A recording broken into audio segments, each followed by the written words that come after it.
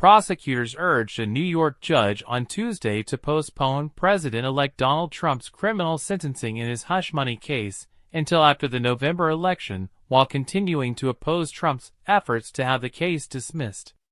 Manhattan District Attorney Alvin Bragg's office filed a motion suggesting any sentencing could be deferred until after Trump's next presidential term, emphasizing the need to balance constitutional interests.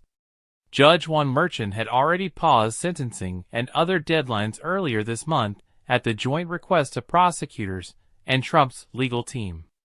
Prosecutors recommended a schedule allowing Trump to formally request dismissal by December 9, with the prosecution's response to follow.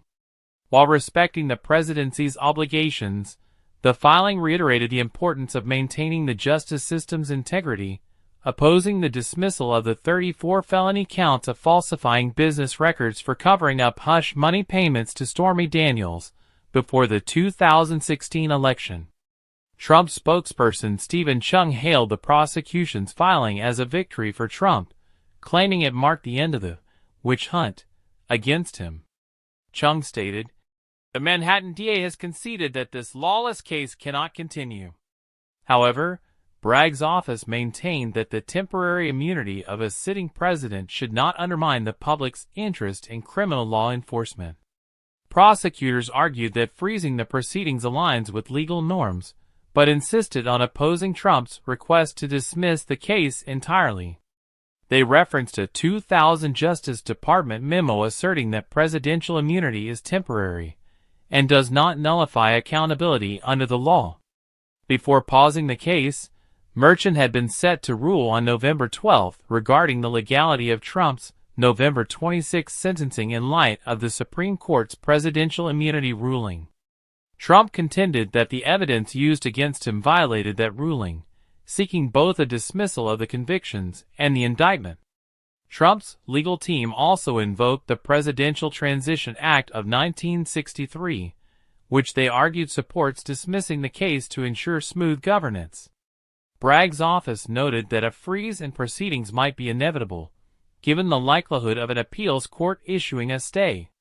Nonetheless, they outlined plans to challenge Trump's dismissal efforts, stating that the public interest in upholding the criminal justice system outweighed the considerations of temporary immunity. Trump's legal standing has improved significantly following his election victory, as federal and state prosecutors face complications in advancing cases against a sitting president. The Department of Justice is reassessing its approach to two federal cases involving Trump, one concerning his handling of classified documents and another alleging interference in the 2020 election.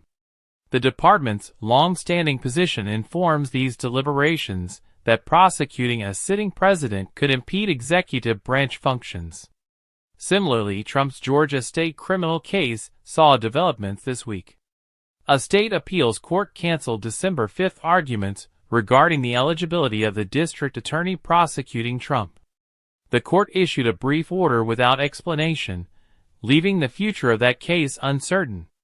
With questions of presidential immunity and constitutional constraints at the forefront, Trump's legal challenges remain complex and unresolved. Prosecutors insist on preserving the integrity of the criminal justice system while acknowledging the unique demands of the presidency.